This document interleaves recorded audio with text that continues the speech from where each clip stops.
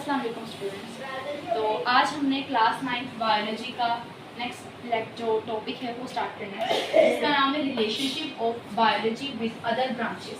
यानी रिलेशनशिप कहते हैं ताल्लुक को, ऑफ बायोलॉजी बायोलॉजी का, यानी बायोलॉजी का ताल्लुक विद अदर साइंसेस, दूसरी साइंसेस के साथ बायोलॉजी का क्या ताल्लुक है। ठीक है, हमने फर्स्ट वाले लेक्चर में डिस्कस किया था कि जब इनिशियली जब ये सारा कुछ स्टार्ट हुआ था तो ह्यूमन बींग्स के पास बहुत ज़्यादा मतलब इन चीज़ों का इल्म आना शुरू हो गया था, और उन्होंने तमाम चीज़ों को एक ही ब्रांच में रखा था जिसका नाम था नेचुरल फिलॉसफी।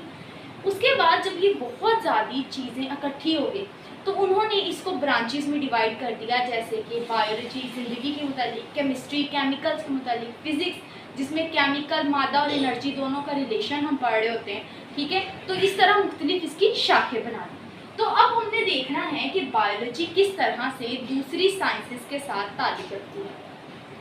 अब देखें, जैसे बहन भाई होते हैं, अब बहन भाइयों का एक दूसरे के साथ ताल्लुक होता है, इसी तरह जो बायोलॉजी है और जो दूसरे फिजिक्स केमिस्ट्री हैं वो भी एक दूसरे के बहन भाई।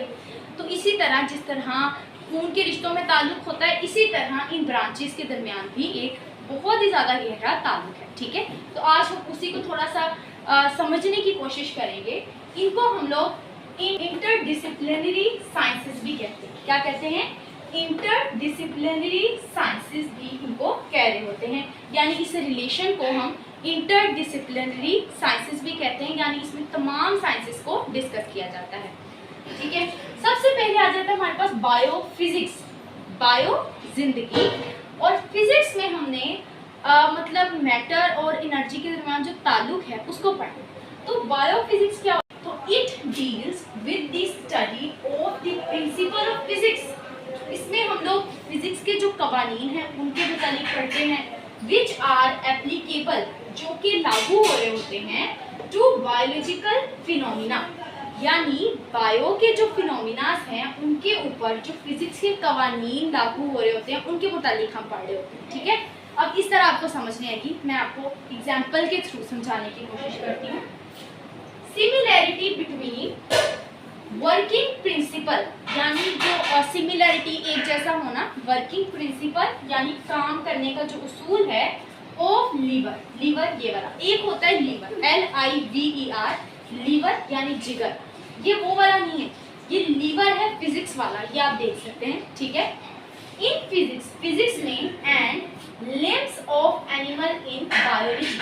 लिम्स क्या होते हैं? हाथों और पाँव।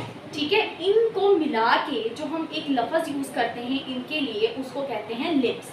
ठीक है, तो जिस तरह से फिजिक्स में लीवर काम कर रहा होता है, इसी तरह जानदारों के अंदर या ह्यूमन बींग्स के अंदर जो उनके लिम्स हैं, यानी हाथ पाँव टांगे, ये सारे उसके प्रिंसिपल पे काम करती हैं। ठीक है, इसकी एक इजी एग्जांपल है जैसे कि न्यूटन के लॉ ऑफ मोशन। ठीक है, न्यूटन के जो कवानीन हैं मोशन के, हरकत के जो कवानीन हैं, उन्हीं कवानीन के ऊपर बायो यानी जानदार उन्हीं कवानीन के ऊपर हरकत वगैरह कर रहे होते हैं, उन्हीं के ऊपर मूव कर रहे होते हैं। तो इस तरह बायो, अब फिजिक्स के बायो में जिस तरह जानदार हरकत कर रहे होते हैं, वो किसके कवानीन पे हरकत करते हैं?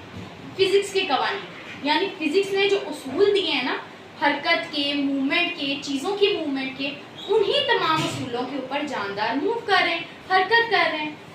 इसके बाद आ जाता है बायो केमिस्ट्री, बायो जिंदगी, और केमिस्ट्री का मतलब होता है केमिकल्स। बायो केमिस्ट्री में हमने क्या करना है? Deals with the chemistry of different compounds, यानी मुख्तलिफ कंपाउंड्स की क्या केमिस्ट्री है। ठीक है, उसको हमने देखना है। केमिस्ट्री में हम केमिकल्स को डिस्कस कर रहे होते हैं। ठीक है, कि किस तरह कोई केमिकल बन रहा होता है, क्या उसके इफेक्ट होते हैं, क्या उसकी फिजिकल प्रॉपर्टीज़ हैं।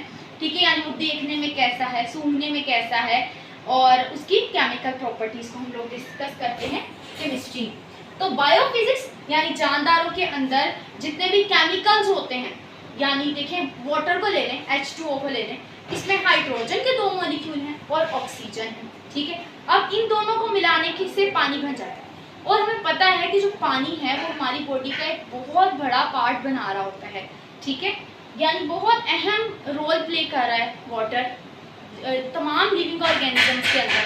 तो वाटर की जो केमिस्ट्री है वो भी हम इसके थ्रू जान सकते हैं, बायोकेमिस्ट्री के थ्रू।